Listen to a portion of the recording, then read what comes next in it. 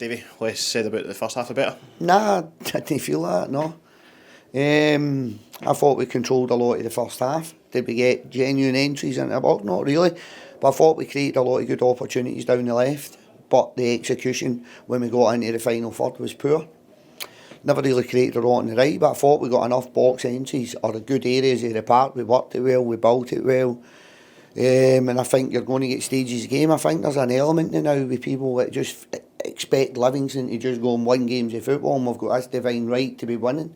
So I don't feel that. I felt the first half kind of went the way I thought it probably would, albeit I would have rather had a goal or two. So they were really stuffy, 5-4-1 shape, really difficult to break down. But I thought we built the game, we controlled the first half, and I knew if we'd done that in the second half, more opportunities would come. So you've got to move the opposition. I speak about the coaches and players all the time.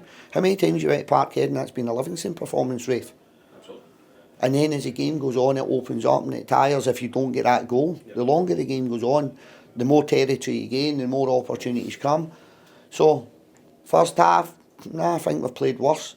And probably been up. So get them in, wee bit of information. I thought we tried to force it at times through the middle of the park against a 5, which is difficult. So first half I wasn't too bothered about it. I thought we controlled enough of it and we were trying to do the right things for the majority of the game. Second half I felt we were really up to game, up to tempo, but I think you can put that down to what you done in the first half. The amount that the opposition had to transition across the park to shut down our fullback, shut down our winger. So they got tired as the game went on. I think you could see that they're probably playing the clock a wee bit there, but his boys going down with cramp. Yeah. So I thought we'd done okay there. Second half, I thought we created enough chances to win the game. Yeah. I think it's a poor officiating decision that takes a goal away from us. Yeah. He said it was a deflection, but in my opinion, it was an attempt to play the ball. It was a mistimed header and it was an attempt to play the ball. Now, if you jump with your head to play the ball, how can you class that as a deflection? Because I think a deflection to me is a ricochet or something comes off you. So he's gave me that. I went in and seen him and that was the explanation, fair enough. But I don't agree with it. I think there was maybe a penalty on Robbie Muirhead also. But aye, I think he doesn't get enough. He gets Robbie before. Robbie gets the contact in the ball and he punches Robbie. Then Gowser's got a header as well. Gowser's got one. I think Danny Wilson's got a kind of flick as well. And I think we had a cutly. I thought we built the game. We dealt. Our final ball in the final third was a lot better in the second half. I thought we opened them up. We got in behind. Just never quite got that killer instinct. And I spoke to the boys about it. That's 11 games unbeaten. 11 games unbeaten, and some of them are in there feeling deflated. 11 games unbeaten, and say what you want, you're in a cup final, in a quarter final, 11 games unbeaten. There's different ways to get to the Premier League. I'm not writing off us not getting automatic because I think other teams will drop points. Yep. So for me, clean sheet, disappointed we never got the win, but I thought the boys applied themselves very well. Good tempo to the game, wee bit unlucky, could tidy up in the final third a little bit.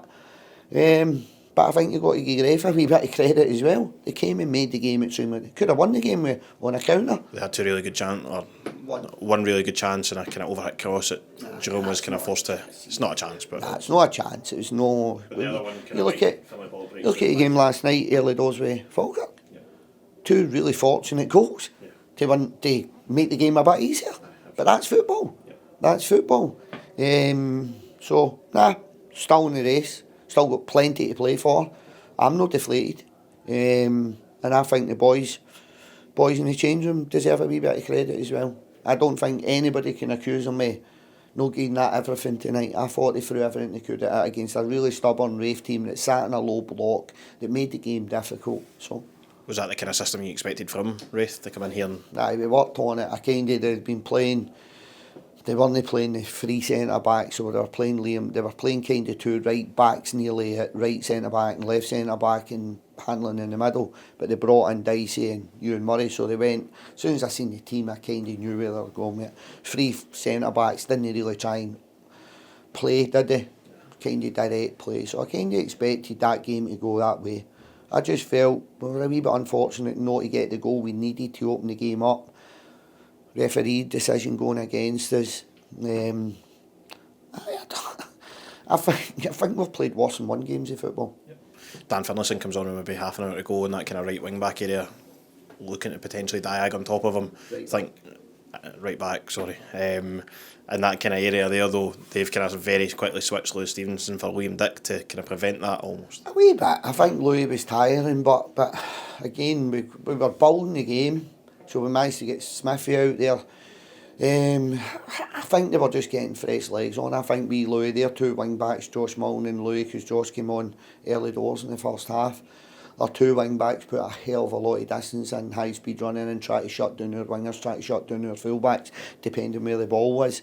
There was a point in the game in the first half, Josh was doing like a 40-50 yard doggy to try and get up to Robbie to shut him down. But that's the football, but you've got to keep doing the basics, you've got to keep doing it well. I think I've got to give Raith a wee bit of credit, and I spoke to the players about it. Right, you're living unbeaten.